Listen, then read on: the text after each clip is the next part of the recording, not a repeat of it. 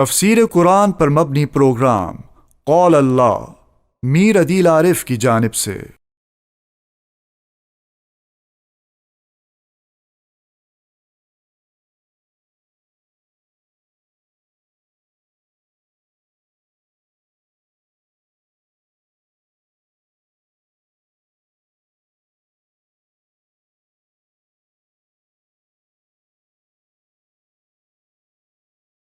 بسم اللہ الرحمن الرحیم۔ پروگرام قال اللہ میں آج ہم انشاءاللہ سورہ رات کا پہلا رکوع ترجمے اور تفسیر کے ساتھ پڑھیں گے۔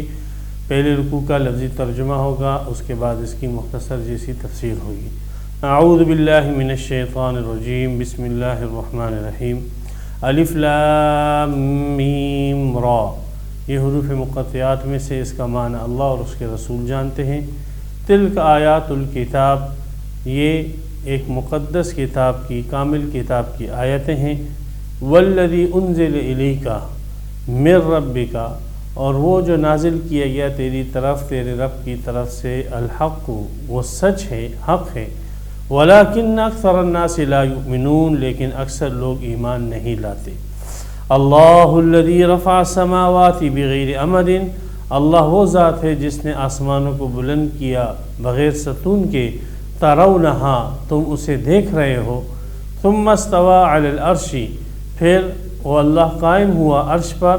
وسخر الشمس والقمر، اور اس نے کام میں لگا دیا سورج کو اور چاند کو۔ کل یجری، سورج اور چاند میں سے ہر ایک چل رہا ہے، لاجل مسمى، اپنے وقت مقرر تک۔ یدبر الامر، وہ اللہ ہر چیز کی تدبیر کرنے والا ہے، انتظام کرنے والا ہے۔ یفصل الآیات، وہ اللہ تفصیل سے بیان کرتا ہے نشانیوں کو، آیتوں کو۔ لعلکم بلقاء ربکم توقنون، شاید کہ تم اپنے رب کی ملاقات کا یقین کر لو۔ وہو الذی، اور اللہ وہ ذات ہے، مد الارض، جس نے زمین کو کھینچا، وجعل فیہا رواسی، اور ڈال دیا اس میں بوجھ، مراد پہاڑ، وانہارا، اور نہریں۔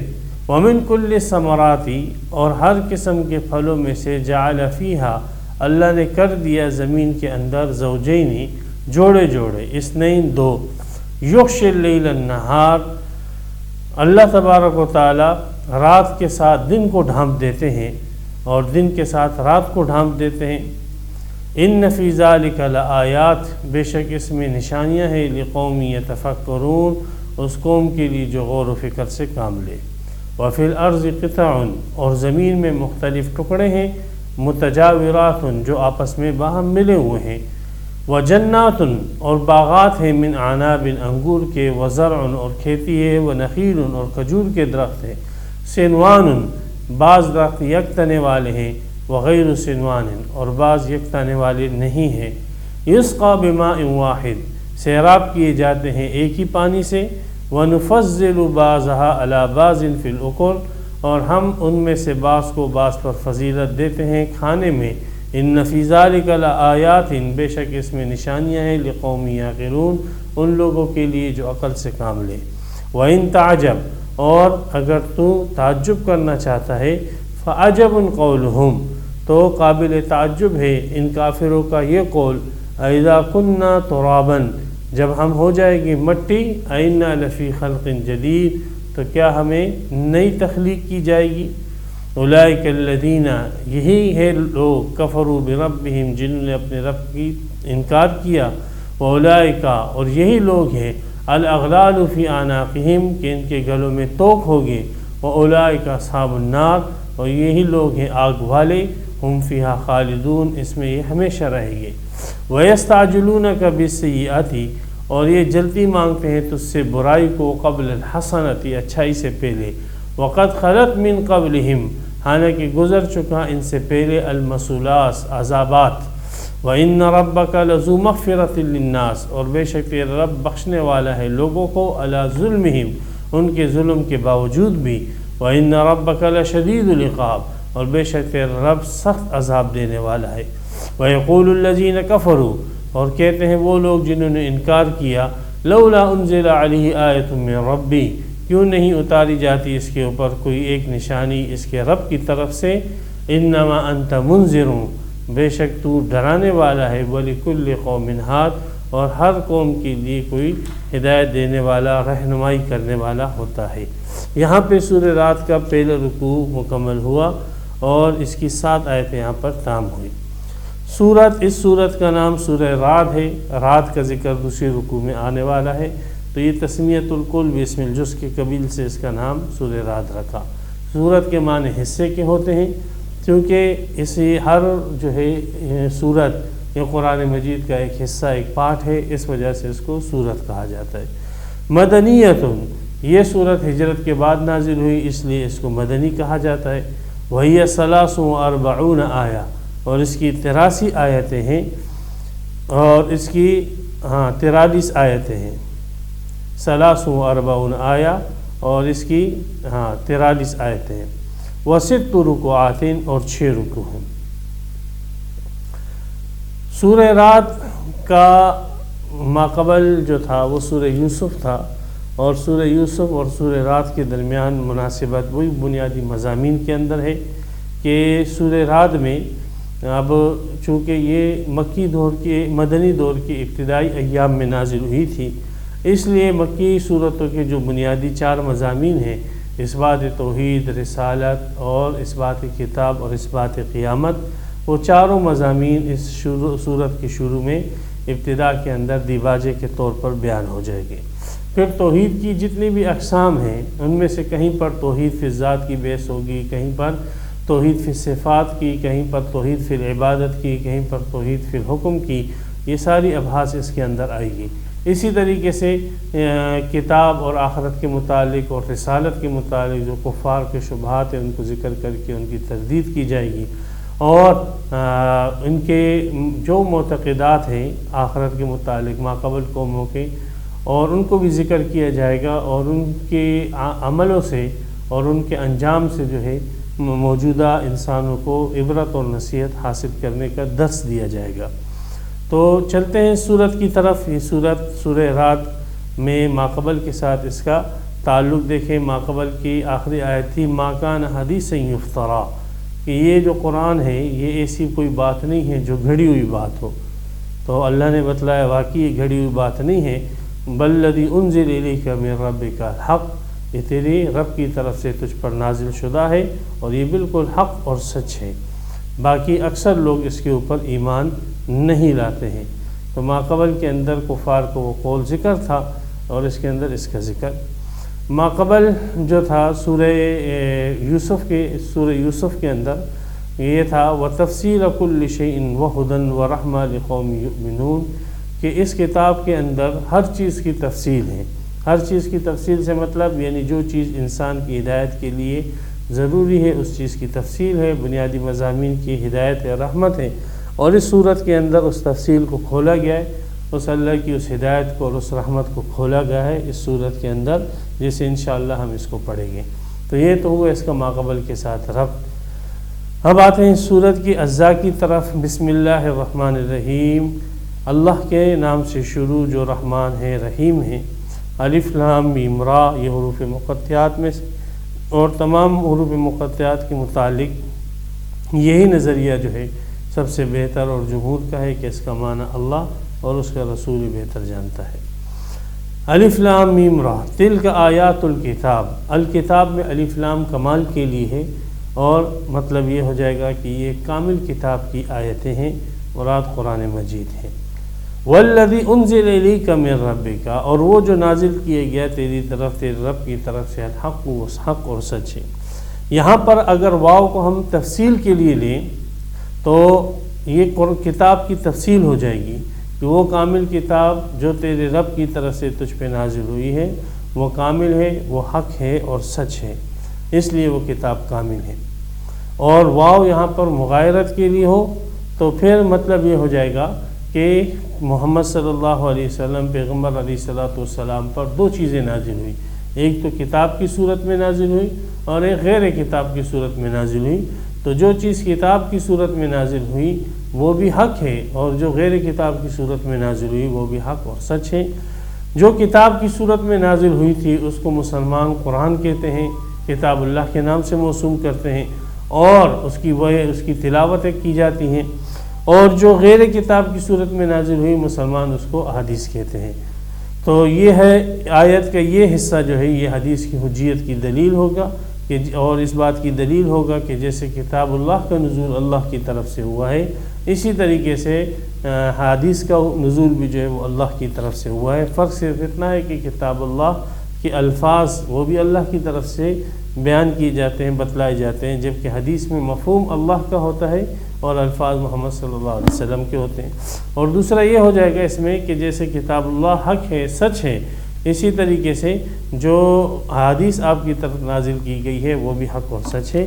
اس لیے تمام مسلمانوں کا اس پر اتفاق ہے کہ اگر کوئی شخص پیغمبر علیہ الصلاۃ والسلام کی حدیث کا مطلقاً انکار کرتا ہے اور حدیثوں کے مجموعے کو جھوٹ اور کذب قرار دیتا ہے، ایسا شخص دائرہ اسلام سے خارج ہے۔ وَلَكِنَّ أَكْثَرَ النَّاسِ لَا يُؤْمِنُونَ، لیکن اکثر لوگ ایمان نہیں لاتے، باوجود یہ کہ یہ کتاب اور پیغمبر علیہ السلام کی طرف جو چیز نازل ہوئی ہے وہ حق اور سچ ہے۔ تمام انبیاء کرام کے طرف یہی رسولوں کے ساتھ یہی طریقہ رہا ہے، جیسے سورہ شورى کی ابتدائی آیت ہے حامیم عین سین قاف کذالک یوحی الیک وإلی الذین من قبلک، جیسے ہم نے پہلے لوگوں کے اوپر پہلے رسولوں کے اوپر وحی بھیجی، اسی طریقے سے ہم نے آپ کی طرف بھی وحی بھیجی۔ ہم موسیٰ علیہ السلام کے حالات کو دیکھتے ہیں تو فرعون کے غرق ہونے کے بعد حضرت موسیٰ علیہ السلام کو اللہ تعالیٰ نے کتاب دی، سورہ قصص کے اندر اس کا ذکر آئے گا۔ تو اب فرعون تک یہ جو وحی کا سلسلہ پورا قرآن مجید کے اندر بھی بیان ہوا ہے، یہ سب تورات کے علاوہ تھا، کتاب کے علاوہ تھا۔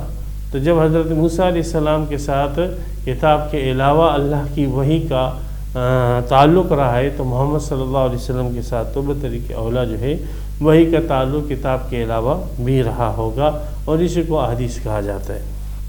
لیکن اکثر لوگ جو ہے نہ کتاب اللہ پر ایمان لاتے اور نہ رسول پاک صلی اللہ علیہ وسلم کی احادیث مبارکہ پر ایمان لاتے۔ اچھا، اس میں جو بنیادی مضامین ہیں، اثبات کتاب، تلک آیات الکتاب، اس میں اثبات کتاب ہو گیا، والذی انزل الیک، اس میں اثبات رسالت ہو گیا، من ربک، تیرے رب کی طرف سے، اس میں اثبات توحید ہو گیا، ولیکن اکثر الناس لا یؤمنون، لیکن اکثر لوگ اس کتاب پر ایمان نہیں لاتے، مطلب اس کتاب کے مضامین پر ایمان نہیں لاتے ہیں، اس لیے کہ اس میں آخرت کا ذکر ہے۔ باقی ایسی باتیں کہ جو مشرکین اور کفار کے عقائد کے ساتھ، عملیات کے ساتھ نہ ٹکرائیں تو ان کو تو وہ مانتے تھے، لیکن جہاں ٹکراؤ پیدا ہو جاتا تھا وہاں پر وہ ان آیتوں پر ایمان نہیں لاتے تھے۔ تو اس میں ضمناً جو ہے ذکر آ گیا قیامت اور آخرت کا بھی۔ تو بہرحال جو چاروں بنیادی مضامین ہیں وہ اس آیت کے اندر ایک نئے طرز کے ساتھ جو ہے بیان کیے گئے ہیں۔ سب سے پہلے توحید، اللہ کی ذات کسی کو نہیں معلوم کہ کیسی ہے۔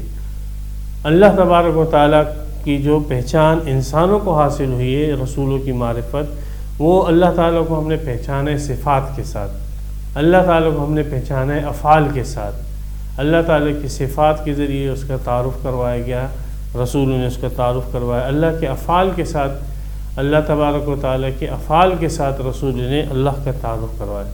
تو صفات کے ذریعے اللہ کو ہم پہچانتے ہیں اور افعال کے ذریعے اللہ تعالیٰ کو ہم پہچانتے ہیں۔ اب اللہ تبارک و تعالیٰ کے تعارف توحید کے اندر جو پہلی بحث آئے گی کہ اللہ ہے، تو اللہ ہے۔ اللہ کا فعل کیا ہے؟ الذی رفع السماوات، ایک فعل بتلایا کہ اللہ نے آسمانوں کو بلند کیا، یہ اللہ کا فعل ہے۔ آسمانوں کا بلند ہونا خود بخود نہیں ہو سکتا، آسمان یا جتنے بھی سیارات ہیں سارے بلندی میں، کچھ نیچے کچھ اوپر ہیں، تو ورنہ اگر سب کو اپنی حال پر چھوڑ دیا جاتا تو سب کا تقاضا یہ تھا یا تو سب اوپر چلے جاتے یا سب نیچے آ جاتے، بعض اوپر ہے بعض اجسام نیچے ہیں، تو لازماً کوئی ایسی ذات ہے جس نے بعض اجسام کو اوپر رکھا اور بعض اجسام کو نیچے رکھا اور ان میں جو ہے ایک ربط اور تعلق قائم کیا۔ بغیر عمد، آسمانوں کو بلند کیا بغیر جو ہے ستون کے، ترونہا، تم ان آسمانوں کو دیکھ رہے ہو اور بغیر ستون کے ہیں اور ہمیں آسمان نظر آتے ہیں۔ ترونہا، آسمان نظر آنے والی چیز ہے، آسمان ایک وجودی چیز ہے، ایسے نہیں ہے جیسے کہ فلاسفہ جو ہے جدید اور قدیم جو ہے وہ بکتے ہیں، اپنی جہالت کو اپنے علم کے نام سے موسوم کرتے اور کہتے ہیں کہ یہ آسمان جو ہے یہ حد نگاہ ہے، یہاں پر جا کر انسان کی نگاہ کی حد ختم ہو جاتی ہے، بس اس کو آسمان کہتے ہیں۔ تو اللہ نے اس کی تردید فرمایا ترونہا، تم اس آسمانوں کو دیکھتے ہو۔ اور واقعی یہ تو ایک مشاہدے کی بات ہے، بدیہی چیز ہے، اور ایک مشاہدے کی چیز کا یہ لوگ جو ہے انکار کر رہے ہیں، اور اس جہالت کو انہوں نے نام دیا ہے علم کا، اور پھر اس کے اوپر جو ہے مدار رکھ کر یہ قرآن کی نصوص کا انکار کر رہے ہیں۔ تو ایسے جاہل اور ایسے کم عقلوں کو اس دور کے اندر جو ہے عقل مند سمجھا جاتا ہے۔ افسوس کی بات تو یہ ہے کہ مشاہدے کی چیز کا انکار کیا جا رہا ہے۔ ترونہا، تم آسمانوں کو دیکھتے ہو۔ ثم استوى علی العرش، یہاں پہ اختصار ہے، اللہ نے آسمان زمین کا سارا نظام بنایا، پھر اللہ تعالیٰ قائم ہو گئے عرش کے اوپر۔ عرش اللہ تعالیٰ کی مخلوق میں سب سے بڑی مخلوق ہے۔ یہ پوری زمین آسمان، یہ جتنی جو ہے ہماری کائنات ہے، ایک حدیث میں آتا ہے اگر اس کو اٹھا کر کرسی میں رکھ دیا جائے تو کرسی میں یہ اتنی جگہ پکڑ لے کہ جتنی جو ہے انگوٹھی کا حلقہ ہوتا ہے، تو یہ پوری گلیکسی جو ہے کرسی میں اتنی معمولی سی جگہ پکڑ لے گی جتنی ایک انگوٹھی کا حلقہ زمین میں جگہ پکڑ لے۔ اور اگر کرسی کو رکھ دیا جائے عرش پہ تو کرسی جو ہے عرش پہ اتنی جگہ پکڑ لے کہ جتنی جو ہے ایک دائرہ جو ہے انگوٹھی کا دائرہ وہ کرسی کے اوپر جو ہے جگہ پکڑتا ہے۔ تو آپ خود اندازہ لگائیں کہ اللہ تعالیٰ کا عرش کتنا وسیع، کتنا عریض ہے، اللہ کے شایان شان ہے۔ اور اللہ کے عرش کے اوپر قائم ہونا یہ کیسا، یہ کما ہوا شان ہوں، یہ متشابہات میں سے ہے۔ اللہ تبارک و تعالیٰ کے لیے وہ تمام، میں نے بتایا نا کہ اللہ کی ذات کو ہم نہیں جانتے ہیں، اللہ کا تعارف ہمیں پیغمبروں نے کرایا صفات اور افعال کے ساتھ، تو تمام وہ صفات جو رسولوں نے بتلائے ہیں وہ اللہ کے لیے ہم ثابت مانتے ہیں، تمام وہ افعال جو رسولوں نے بتلائے ہیں وہ ہم اللہ کے لیے ثابت مانتے ہیں، بدون چوں و چرا، بغیر اس کے قیل اور قال کے ہم اس کو اللہ کے لیے مانتے ہیں۔ تو یہاں پر استوى علی العرش، اللہ عرش کے اوپر قائم ہے، بالکل اللہ عرش پر قائم ہے، یہ ہمارا نظریہ ہے، اور اللہ عرش پر ہے، قرآن کے اندر آ گیا، رسول نے بتلا دیا۔ اسی طرح قرآن میں آتا ہے سورہ انعام کے اندر ابتدائی چوتھی 5ویں آیت ہے، وَهُوَ اللَّهُ فِي السَّمَاوَاتِ وَفِي الْأَرْضِ، اللہ آسمانوں میں ہے، اللہ زمین میں ہے، ہمارا اس پر بھی ایمان ہے، اللہ آسمانوں میں بھی ہے، اللہ زمین میں بھی ہے، اللہ عرش پر بھی ہے۔ اسی طرح قرآن میں آتا ہے وَهُوَ مَعَكُمْ أَيْنَمَا كُنتُمْ، اللہ تمہارے ساتھ ہے جہاں تم ہوتے ہو، اس پر ہمارا ایمان ہے۔ ایک اور آیت میں آتا ہے اَيْنَمَا تُوَلُّوا فَثَمَّ وَجْهُ اللَّهِ، جس طرف آپ رخ کرتے ہو اس طرف اللہ کا چہرہ ہے، اس پر ہمارا ایمان ہے۔ اللہ فرماتے ہیں کہ میں قریب ہوں، مجھے پکارو میں قریب ہوں، انی قریب، تو ہمارا ایمان ہے کہ اللہ جو ہے وہ قریب ہے۔ اسی طریقے سے بہت ساری آیتیں ہیں، حدیثیں ہیں، اور اس میں اللہ تعالیٰ کے لیے جو باتیں آ رہی ہیں، مثلا ایک حدیث بخاری مسلم کی کہ جب رات کا آخری حصہ ہوتا ہے تو اللہ تبارک و تعالیٰ آسمانی دنیا کی طرف نزول فرماتے ہیں، اس پر ہمارا ایمان ہے، اللہ تعالیٰ نزول فرماتے ہیں کما ہوا شان ہو۔ تو اللہ تعالیٰ عرش پر بھی ہے، آسمانوں میں بھی ہے، نزول بھی فرما رہے ہیں، اللہ ہمارے ساتھ بھی ہے، اللہ تعالیٰ جو ہے زمین پر بھی ہے۔ اللہ کا ایک جگہ ہونا دوسری جگہ نہ ہونے کو مستلزم نہیں، یہ تو مخلوق کی صفت ہے۔ تو بعض لوگ جو ہے وہ کہتے ہیں اللہ عرش پر ہے اور کہیں جو ہے نہیں ہے، اور کہیں اور جو آیتیں آئی ہیں اس کے اندر وہ تعویل کرتے ہیں اور کہتے ہیں کہ علم کے اعتبار سے کہیں اور پر ہے۔ تو انہوں نے اللہ تبارک و تعالیٰ کو مخلوق کی طرح سمجھا، اور یہ فرقہ مشبہہ میں سے ہے کہ جیسے مخلوق جب ایک جگہ ہوگی تو دوسری جگہ نہیں ہو سکتی ہے۔ تو انہوں نے کہا جب اللہ عرش پر ہے، صحیح کہ نہیں، تو پھر اب جو آیت آئی زمین پر ہے تو وہ تعویل کرتے ہیں کہ اللہ زمین پر ہے، مطلب یہ کہ اللہ کی عبادت ہوتی ہے زمین پہ، اللہ آسمانوں میں مطلب اللہ معبود ہے آسمان پہ، یہ وہ تعویلیں کرتے ہیں۔ اور بنیادی بیسک کی غلطی یہی ہے ان لوگوں کی کہ انہوں نے خالق کو مخلوق کے اوپر قیاس کیا، مخلوق جب ایک جگہ ہوتی ہے دوسری جگہ سے غائب ہوتی ہے، تو وہ سمجھے کہ جب اللہ عرش پر ہے تو دوسری جگہ کیسے ہو سکتا ہے۔ تو یہ خالق کو مخلوق کے اوپر قیاس کرنا باطل ہے، وہ ہماری عقلوں سے، ہمارے گمان سے، ہمارے وہم سے وراء الورا وراء الورا وراء الورا ہے، وہ ہماری سوچ سے باہر کا ہے۔ اس لیے اپنی سوچ اور اپنی عقل کے ذریعے سے اللہ تبارک و تعالیٰ کی صفات اور افعال کو جاننا اور اس کے متعلق کوشش کرنا، یہ گمراہی کی طرف انسان کو لے جائے گا۔ اور اس میں اسلم اور محفوظ راستہ یہ ہے کہ جو رسولوں نے تعلیم دے دی، اللہ کی جو صفات افعال انہیں بتلا دی، اس کے اوپر آمنا سلمنا کر لیا جائے۔ وسخر الشمس والقمر، اللہ کے افعال میں سے یہ بھی ہیں کہ اللہ نے کام میں لگا دیا۔ سخر یسخر تسخیر کے معنی مسخر کر دینا، تابع کر دینا۔ تو اللہ نے آسمان اور زمین کو اپنے تابع رکھا ہے لیکن ہمارے کام میں لگا دیا۔ تو اللہ تبارک و تعالیٰ نے سورج اور چاند کو ہمارے کام میں لگایا، وہ کام کر رہے ہیں، 24 گھنٹے لگے ہوئے ہیں۔ والشمس تجری لمستقر لها ذلك تقدیر العزیز العلیم والقمر قدرناه منازل حتى عاد كالعرجون القدیم، سورہ یاسین میں آتا ہے۔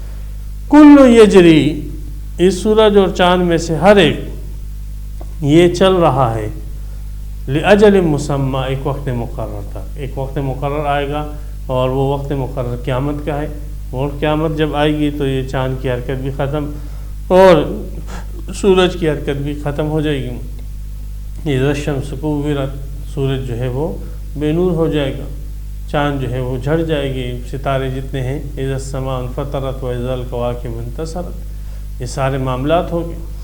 تو ایک حدیث میں آتا ہے کہ سورج اور چاند کو جمع کر دیا جائے گا۔ تو یہ سارے معاملات یہ سب ہو گئے قیامت تک۔ کل یجری، ہر ایک چل رہا ہے لاجل مسمى، ایک وقت مقرر تک۔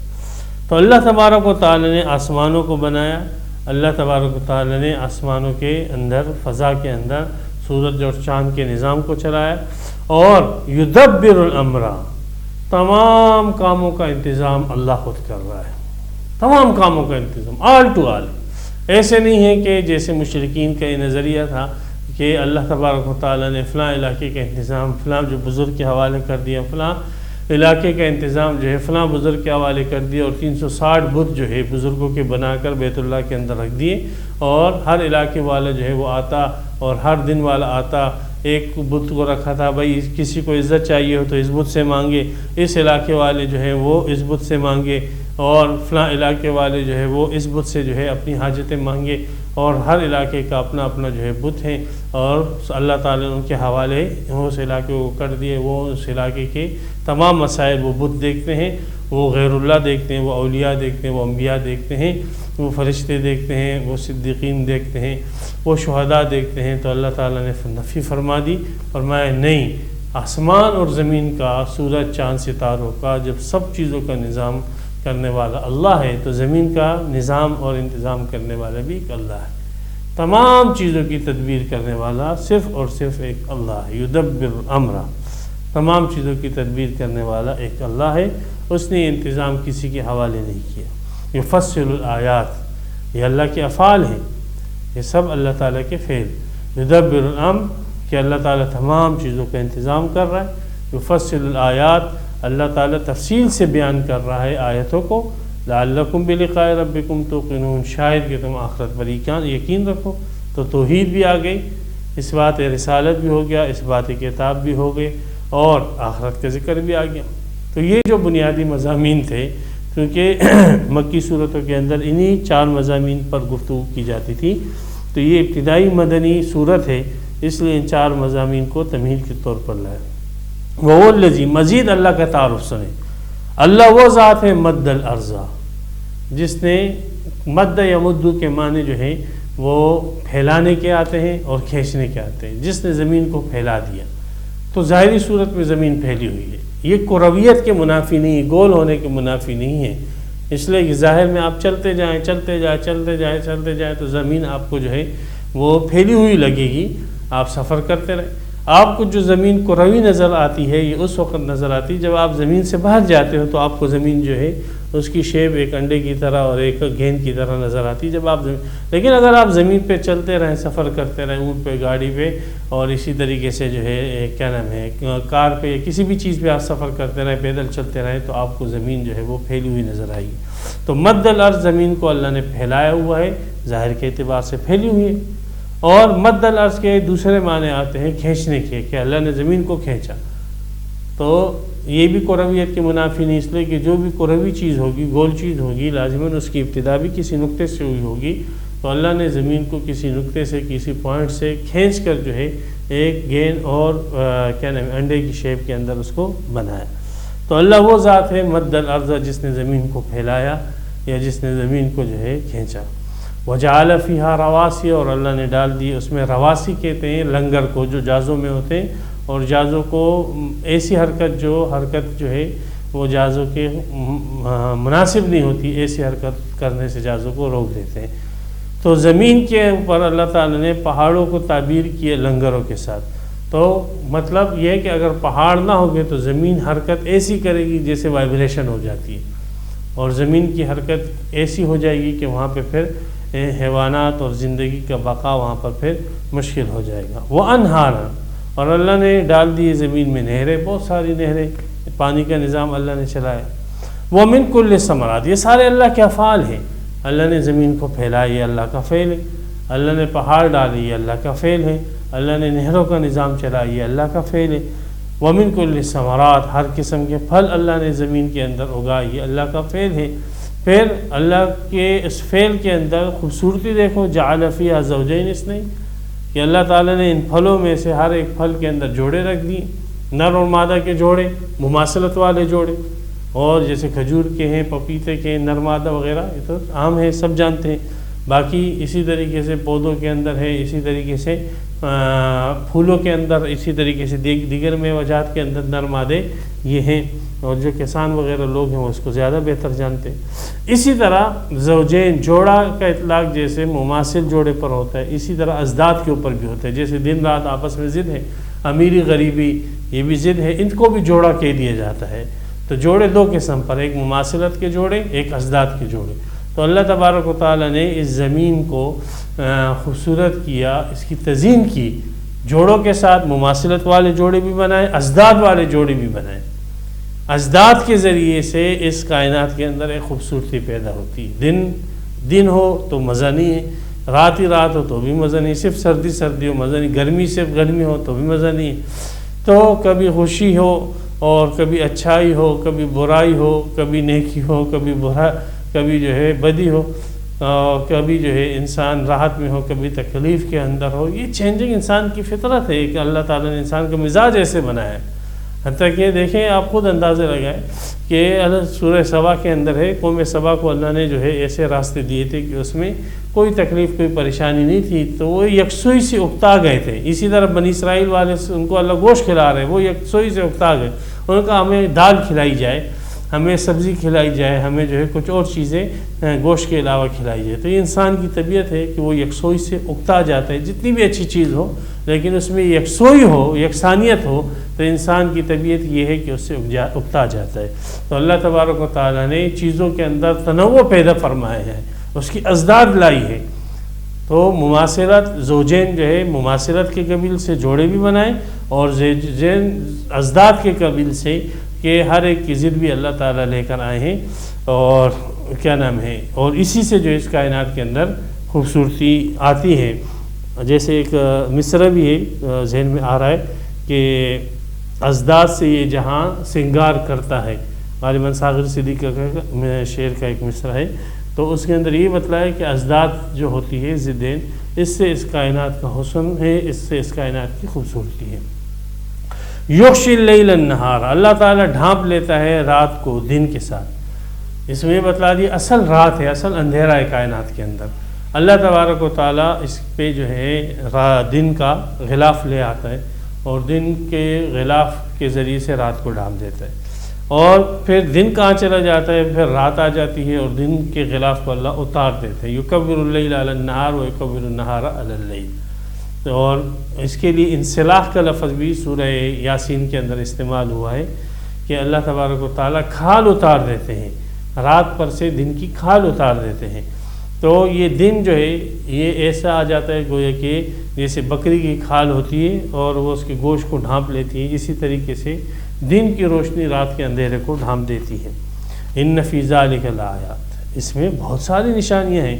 زمین میں غور کرو، پہاڑوں میں غور کرو، نہروں کے نظام میں غور کرو، ان ثمرات میں غور کرو، رات اور دن کے نظام میں غور کرو، تو یہ یغشی اللیل النہار یہ اسی زوجین ازداد کے قبیل سے ہو جائے گا، یہ اس کی ایک نظیر ہو جائے گی۔ لیکن اس قوم کے لیے اس میں نشانی جو فکر کو استعمال کریں نا، اس میں ذہن تو لگائے لیکن فکریں ہماری کہاں لگی ہے، کسی اور کاموں میں لگی ہے۔ اسی طرح اللہ تبارک و تعالیٰ کی وجود، توحید، صفات، افعال کے اوپر دلیل اگر دیکھنی ہے تو فی الارض، زمین میں دیکھو، قطع مختلف ٹکڑے ہیں زمین کے، ریگستان ہے، جنگل ہے، بیابان ہے، دلدل ہے اور خشک ہے، پہاڑی سلسلے ہیں۔ زمین کے اندر مختلف جو ہے زمینی ٹکڑے ہیں، متجاورات، اور وہ آپس میں ملے ہوئے ہیں۔ یہاں ریگستان ختم ہو گئے، یہاں پہاڑی سلسلہ شروع ہوئی، پہاڑی سلسلہ ختم، آگے صحیح زمین شروع ہو جاتی ہے، صحیح زمین ختم، آگے جنگل شروع، جنگل ختم، آگے پھر سمندر کے نیچے جو زمین ہے وہ شروع، دلدل کا حصہ یہ شروع۔ تو یہ مختلف زمین کے ٹکڑے ہیں، اللہ تبارک و تعالیٰ نے ان کو آپس میں جوڑ کے رکھا ہوا ہے۔ ان کو آپس میں جوڑنے والی ذات وہ صرف اور صرف اللہ کی ہے۔ تو قطع کہتے ہیں ٹکڑوں کو، متجاورات باہم ایک دوسرے سے ملے ہوئے۔ وجنات، اور پھر اللہ کے وجود، صفات، افعال کے اوپر آپ نے دیکھنا ہے تو باغات کا مشاہدہ کرو۔ سبحان اللہ، باغات میں جو اللہ تبارک و تعالیٰ نے خاص کر جو عرب تھے ان کے اندر، ان کے پاس جو چیز ہر وقت مہیا ہوتی تھی وہ تھے من عناب، انگور تھے، وزر، ان کھیتیاں تھیں، ونخیل، اور کھجور تھی۔ یہ تین چیزیں ان کے ہاں عام دستیاب تھیں۔ باقی آپ باغات میں جاؤ، آپ کے ہاں جو بھی باغات میں جو بھی پھل ہو، جو بھی آپ کے ہاں پھول ہو، جو بھی آپ کے ہاں نباتات ہو، آپ اس کا مشاہدہ کریں، غور کریں اس میں، آپ اس کے متعلق سائنس پڑھیں، اس کی سائنس کیا کہتی ہے، کس طریقے سے ایک درخت جو ہے وہ زمین سے اپنی غذائیت حاصل کرتا ہے، پھر وہ پتوں میں بیچتا ہے، ہر ایک پتا ایک فیکٹری کی حیثیت اختیار کر کے اس کی غذا تیار کرتا ہے، پھر وہ دوبارہ جڑوں تک پہنچتی ہے اور وہ درخت پھر پھلتا پھولتا ہے۔ سبحان اللہ، یہ کرنے والی ذات کون ہے؟ صرف اور صرف ایک اللہ کی ذات ہے۔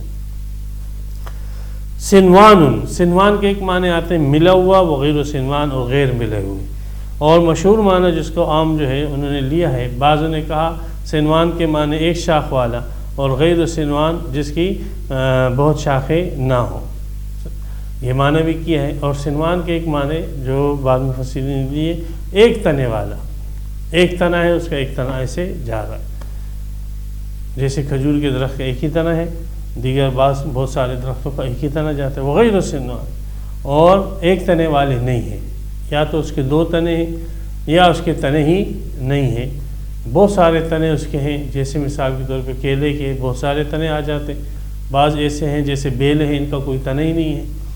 تو بہرحال سنوان کے یہ تین معنی میں نے آپ کو بتلایا، اپنے معنی اس کے ملے ہوئے ہونے اور غیر ملے ہوئے ہونے، اور بعضوں نے کہا شاخیں اور جس کی شاخیں نہیں ہیں، اور بعضوں نے جو مشہور معنی لیا ہے وہ یہ ہے کہ تنے والا ہے، ایک تنے والا، وغیر سنوان، اور جو ایک تنے والا نہیں ہے، یا تو دو تنے والے یا اس کے تنے ہی نہیں ہیں۔ یسقا بماء واحد، اس میں آپ اس انداز سے غور کریں کہ زمین ایک ہے، پانی ایک ہے، سب چیزیں ایک ہی ہے، لیکن اسی ایک زمین سے جو پھل فروٹ، پھول پھل اور یہ چیزیں نباتات اگتی ہیں، ہر ایک کا کلر الگ۔ زمین کے اندر اب یہ چیزیں کہاں ہیں؟ ہرا کلر ہے، نیلا کلر ہے، لال کلر ہے، زرد کلر ہے، پیلا کلر ہے۔ سبحان اللہ، ہر پھل کے اپنے اپنے، ہر پھول کے اپنے اپنے کلر ہے، خوشبو ہے۔ زمین کے اندر یہ چیزیں کہاں ہیں؟ کس نے جو ہے ان چیزوں کو اتنا جو ہے رنگریز کیا، خوبصورت کیا؟ کرنے والی ذات صرف اور صرف ایک اللہ کی ہے۔ وَنُفَضِّلُ بَعْضَ عَلَى بَعْضٍ فِي الْأُكُلِ، اور ہم فضیلت دیتے ہیں ان میووں میں سے بعض کو بعض کے اوپر کھانے کے سلسلے میں۔ إِنَّ فِي ذَلِكَ لَآيَاتٍ، اس میں بھی نشانیاں ہیں، لیکن اس قوم کے لیے یعقلون جو عقل سے کام لے۔ تو یہ سارے دیکھیں اللہ تعالیٰ نے زمین کے اوپر چند قطرے پانی برسائیں اور زمین سے بہترین پھول نکل آئے، گلاب کا پھول نکل آئے، یاسمین کا، نرگس کا پھول نکل آئے، بہترین، ہر ایک کی خوشبو الگ ہے، سینٹیں اس سے بن رہی ہے، عطر بن رہا ہے، اور بہترین اس کی خوشبوئیں لوگ استعمال کر رہے ہیں، اور چند قطرے پانی بھرے اور وہاں سے اناج اگائے اور لوگ کھا رہے ہیں، پی رہے ہیں، اور جانور اس کو کھا رہے ہیں، حیوانات کھا رہے ہیں، انسان کھا رہے ہیں۔ زمین پہ چند قطرے پانی ہے اور وہ مٹی سے اللہ تعالیٰ نے ثمرات اگا لیے، سیب اگا لیے، آم اگا لیے۔ اب جو اللہ جو ہے چند قطرے برسانے سے اس مردہ زمین کو زندہ کر لے، اس کے لیے آخرت میں انسانوں کو دوبارہ اٹھانا کیا مشکل ہوگا۔ یہ اجزاء جو ریزہ ریزہ ہو چکے ہیں، ان اجزاء کے اندر دوبارہ زندگی کو پیدا کرنا اللہ کے لیے کیا مشکل ہوگا۔ جو شخص اللہ کی قدرت کا دن رات مشاہدہ کر رہا ہے اور مانتا ہے یہ سب کرنے والا اللہ ہے، اور پھر وہ یہ کہتا ہے کہ نہیں آخرت نہیں ہو سکتی، اللہ تعالیٰ دوبارہ مردوں کو نہیں اٹھا سکتا، تو وہ انتہائی احمق آدمی ہے۔ آپ مقدمات مان رہے ہو، آپ مان رہے ہو یہ دو ہے، یہ دو ہے، جب نتیجہ نکالا جاتا ہے 2 اور 2 4 ہوتے ہیں، آپ نتیجہ ماننے سے انکار کرتے ہیں، یہ انتہائی حماقت ہے۔ تو صحیح اور عقلی بات یہ ہے کہ جو اللہ مردہ زمین کو زندہ کر سکتا ہے وہ انسان کے منتشر اجزاء کو جمع کر کے اس میں دوبارہ زندگی کو پیدا کر سکتا ہے۔ تو ان تعجب، اگر تجھے تعجب کرنا ہے، فعجب قولہم، تو یہ بات ان کے، یہ عقیدہ ان کا تعجب خیز ہے۔ اذا کنا ترابا، کہ جب ہم ہو جائیں گے مٹی، انا لفی خلق جدید، تو کیا ہمیں نئی تخلیق دی جائے گی، ہم دوبارہ پیدا کیے جائیں گے؟ تو یہ بات جو کافر کہتے تھے، یہ بات بطور انکار کے کہتے، یعنی ایسا نہیں ہوگا، تو ان کا یہ انکار قابل تعجب ہے۔ اولئک الذین کفروا بربہم، انہوں نے اللہ کی قدرت کا انکار کیا تو انہوں نے اپنے رب کا انکار کیا۔ واولئک الاغلال فی اعناقہم، ان کے اس عقیدے کا ثمرہ اور نتیجہ آخرت میں یوں ظاہر ہوگا کہ ان کے گلوں میں توق پہنے ہوئے ہوں گے۔ توق پہلے غلاموں کو پہنائے جاتے تھے، گلے ان کی گردن یوں اوپر کی طرف اٹھی ہوئی ہوتی تھی، نیچے نہیں دیکھ سکتے تھے، تو توق ہوگی ان کی گردنوں کے اندر قیامت کے دن۔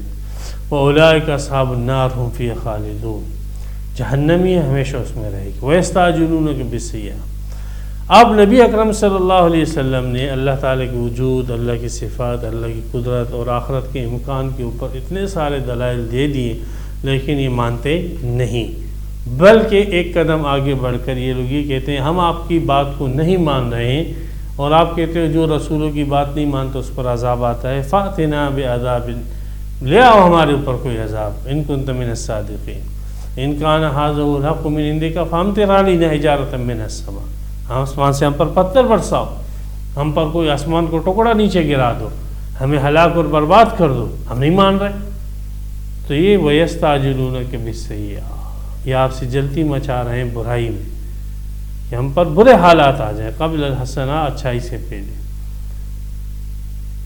تو ان لوگوں کو سابقہ قوموں سے عبرت حاصل کرنی چاہیے۔ یہی ڈائیلاگ جو، یہی باتیں جو یہ آج کہہ رہے ہیں، یہی ڈائیلاگ جو ہے قوم عاد، قوم سمود کے تھے، قوم مدین کے تھے، قوم لوط کے تھے، قوم نوح کے تھے، یہی وہی باتیں ہیں جو یہ لوگ ریپیٹ کر رہے ہیں۔ اللہ فرماتے ہیں وَقَدْ خَلَتْ مِن قَبْلِهُمُ الْمَثُلَاتُ، اور بالتحقیق گزر چکا ہے ان سے پہلے عذابات، مسولات جو ہے عذابات اور عقابات کو کہتے ہیں۔ وَإِنَّ رَبَّكَ لَذُو مَغْفِرَةٍ، اب یہ جلتی کیوں عذاب نہیں آ رہا ان کے مانگنے پر؟ تو اللہ تبارک و تعالیٰ ایسے نہیں ہے کہ بس ادھر رسول نے دعوت دی، قوم نے انکار کیا، عذاب آ گیا، ایسے تو پھر کوئی بھی نہیں بچے گا۔ وَلَوْ يُؤَاخِذُ اللَّهُ النَّاسَ بِمَا كَسَبُوا مَا تَرَكَ عَلَىٰ ظَهْرِهَا مِن دَابَّةٍ وَلَٰكِن يُؤَخِّرُهُمْ إِلَىٰ أَجَلٍ مُّسَمًّى، اللہ تعالیٰ ڈھیل دیتے ہیں، ایک وقت مقرر تک اللہ تعالیٰ چھوڑ دیتے ہیں، کسی کو 50 سال، کسی کو 100 سال، کسی کو 500 سال، کسی کو 1000 سال، اللہ تعالیٰ ڈھیل دے دیتے، ایک وقت اللہ کے ہاں مقرر ہے۔ فَإِذَا جَاءَ أَجَلُهُمْ، جب وہ وقت مقرر آ جائے گا، لَا يَسْتَأْخِرُونَ سَاعَةً وَلَا يَسْتَقْدِمُونَ، پھر اس سے ایک لمحہ، ایک قدم آگے، ایک قدم پیچھے نہیں ہو سکتے۔ تو اللہ تبارک و تعالیٰ ان کے اوپر فی الفور عذاب نہیں لا رہے ہیں، اس کا یہ مطلب نہیں کہ یہ عذاب کے مستحق نہیں، بلکہ وَإِنَّ رَبَّكَ لَذُو مَغْفِرَةٍ، عذاب نہ آنے کی وجہ یہ ہے کہ تیرا رب وہ بخشتا ہے، درگزر کرتا ہے، للناس، لوگوں سے، علی ظلمہم، باوجود ان کے اس ظلم کے، اس قسم کی بکواسات، شرکیات کے، رسولوں کی توہین کے، تیرا رب درگزر کرتا ہے، معاف کرتا ہے، ڈھیل دیتا ہے ان کو۔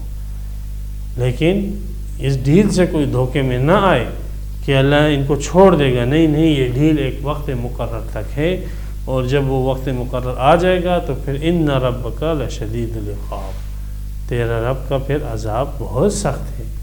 پھر عذاب جو ہے جب چکو گے تو پھر تمنا کرو گے ربنا اخرجنا، اے ہمارے رب ہمیں تو اس جہنم سے نکال دے، نعمل صالحا غیر الذی کنا نعمل، لیکن اس وقت اس چیخنے چلانے کا اور فریاد کرنے کا کوئی معنی نہیں ہوگا۔ اسی طرح مشرکین کا ایک اعتراض تو یہ تھا کہ ہم آپ کی اس دعوت توحید کو نہیں مان رہے، آخرت کے عقیدے کو نہیں مان رہے، آپ کا عذاب کیوں نہیں آ رہا ہے؟ تو اس کا جواب یہ دے دیا۔ دوسرا شبہ مشرکین کا یہ تھا کہ ہاں یہ ہمارے مطلوبہ معجزات کیوں لے کر نہیں آتا ہے؟ ہم جن چیزوں کا مطالبہ ان لوگوں سے کرتے ہیں، اس پیغمبر سے ہم کر رہے ہیں، بعضوں نے یہ فرمائش کی تھی کہ ہمارے دادا قصی کو زندہ کر دیا جائے، بعضوں نے یہ فرمائش کی تھی کہ آسمان سے فرشتوں اتار دیے جائے، بعضوں نے یہ فرمائش کی تھی کہ ہم میں سے ہر ایک کے نام خدا کی چٹھی آ جائے، بعضوں نے یہ فرمائش کی تھی کہ مکہ کے پہاڑ دور دور ہو جائے اور مکہ کی ریگستانی زمین زرخیز ہو جائے، بعضوں نے یہ فرمائش کی تھی کہ آسمان کا کوئی ٹکڑا جو ہے وہ زمین پر گرائے، اور بعضوں نے یہ فرمائش کی تھی کہ آپ کا سونے کا محل ایک بن جائے وغیرہ۔ تو اس قسم کے ایک فرمائشی لسٹ تھی ان لوگوں کی۔ اب بعض جو مسلمان تھے ان کے دلوں میں یہ بات آتی تھی کہ اللہ تعالیٰ کو کوئی بعید نہیں ہے اللہ کے نزدیک کہ اللہ تعالیٰ ان لوگوں کی اس فرمائشی لسٹ کو پورا کر دے گا۔ اللہ کے نزدیک کیا جو ہے مشکل ہے، مسلمان ہو جائے گی۔ اللہ تعالیٰ نے واضح فرما دیا کہ یہ لوگ مسلمان نہیں ہوں گے۔ ہاں، اور ہمارا دستور یہ ہے کہ جب کوئی قوم اجتماعی طور پر ایک معجزہ مانگتی ہے اور پھر اجتماعی طور پر معجزہ مانگنے کے بعد وہ اس ایمان نہ لائے تو ہم اس قوم کو ختم کر دیتے ہیں۔ یہ ہماری سنت ہے، جیسے صالح علیہ السلام کی قوم کو ہم نے ختم کیا تھا۔ تو یہ لوگ ایمان نہیں لائیں گے۔ وَلَوْ أَنَّنَا نَزَّلْنَا إِلَيْهِمُ الْمَلَائِكَةَ وَكَلَّمَهُمُ الْمَوْتَى وَحَشَرْنَا عَلَيْهِمْ كُلَّ شَيْءٍ قُبُلًا مَا كَانُوا لِيُؤْمِنُوا۔ اللہ نے فرمایا یہ سب چیزیں اگر ہم دکھا دیں بھی ان کو جو مطالبات یہ کر رہے ہیں، پھر بھی یہ لوگ ایمان نہیں لائیں گے۔ تو اس لیے صحابہ کرام کو اس پہ تسلی ہے، نبی اکرم صلی اللہ علیہ وسلم کو تسلی ہے، اور کافروں کے اس اعتراض کا جواب کہ آپ جو ہے معجزہ کیوں نہیں دکھا رہے۔ تو یقول الذین کفروا لولا انزل علیہ آیۃ من ربہ، اور کہتے ہیں کافر کیوں نازل نہیں کی گئی اس کے اوپر کوئی ایک نشانی اس کے رب کی طرف سے۔ تو نشانیاں تو بہت ساری نازل ہوئی، تمہارے ایمان نہ لانے کا وجہ نشانیوں کا نہ ہونا نہیں ہے، بلکہ تمہارے ایمان نہ لانے کی وجہ یہ ہے کہ تمہارے اندر طلب ہدایت ہی نہیں ہے۔ تو ایسے شخص جس میں طلب ہدایت ہی نہ ہو، اس کو اگر سینکڑوں نشانیاں بھی دکھا دی جائے نا، لقالوا انما سکرت ابصارنا، تو کہیں گے ہماری تو نظر بندی کر دی گئی ہے بھائی، بل نحن قوم مسحورون، ہم پہ تو جادو کیا گیا تھا اور حقیقت اس کی کچھ نہیں تھی، یہ جو دکھایا گیا تھا یہ تو سب جادو تھا اور سب ہماری نظر بندی، یہ سب نظر بندی کا کمال۔ تو تمہارے ایمان نہ لانے کی وجہ وہ ان معجزات کا نہ ہونا نہیں ہے، بلکہ تمہارے اندر طلب ہدایت نہیں ہے۔ انما انت منذر، اے پیغمبر صلی اللہ علیہ وسلم آپ تو لوگوں کو ڈرانے والے ہیں۔ یہ معجزات وغیرہ کب دکھلانا ہے، کس کو دکھلانا ہے، کیسے دکھلانا ہے، کون سے دکھلانا ہے، کون سے نہیں، یہ اللہ کا کام ہے۔ آپ اپنا کام کریں، اللہ کو اپنا کام کرنے دیں۔ وَلِكُلِّ قَوْمٍ هَادٍ، اور ہر قوم کے لیے کوئی رہنما ہوتا ہے، کوئی ہدایت کرنے والا، کوئی ان کی رہنمائی کرنے والا ہے۔ آپ اس آخری امت کی رہنمائی کے لیے بھیجے گئے ہو، آپ ان کی رہنمائی کریں، باقی منوانا نہ منوانا، ایمان دینا نہ دینا، یہ آپ کا کام نہیں ہے۔ إِنَّكَ لَا تَهْدِي مَنْ أَحْبَبْتَ وَلَكِنَّ اللَّهَ يَهْدِي مَن يَشَاءُ، آپ جس کو چاہے ہدایت دینا ہدایت نہیں دے سکتے، اللہ کا کام ہے ہدایت دینا۔ ہاں بلغ ما انزل الیک، آپ کی طرف جو پیغام آیا آپ اس پیغام کو جو ہے آگے پہنچائے۔ تو یہاں پر جو ہے توحید اور رسالت، آخرت اور کتاب، یہ چار بنیادی مضامین بیان ہو گئے، اور اس کے دلیل کے ساتھ جو ہے توحید کو اور آخرت کو بیان کیا گیا، عقلی دلائل کے ساتھ، اور معاشرے کے اندر پھیلے ہوئے جو ہے آیت اور نشانیوں کے ساتھ ان سب چیزوں کو واضح کیا گیا، اور کافروں کا طرز عمل، کافروں کا رد عمل بھی بیان کیا گیا کہ کافروں نے جواب کے اندر ان کا رد عمل کیا تھا، اور پھر کافروں کے دو شبہات ذکر کر کے ان کا جواب دیا گیا۔ تو اس رکوع میں یہاں پر 7 آیتیں پوری ہوئی، پہلا رکوع تھام ہوا۔ اللہ تبارک و تعالی ہمیں قرآن کی صحیح سمجھ عطا فرمائے، اس پر عمل کرنے کی توفیق عطا فرمائے۔ وآخر دعوانا الحمدللہ رب العالمین۔ تفسیر قرآن پر مبنی پروگرام قول اللہ میر عدیل عارف کی جانب سے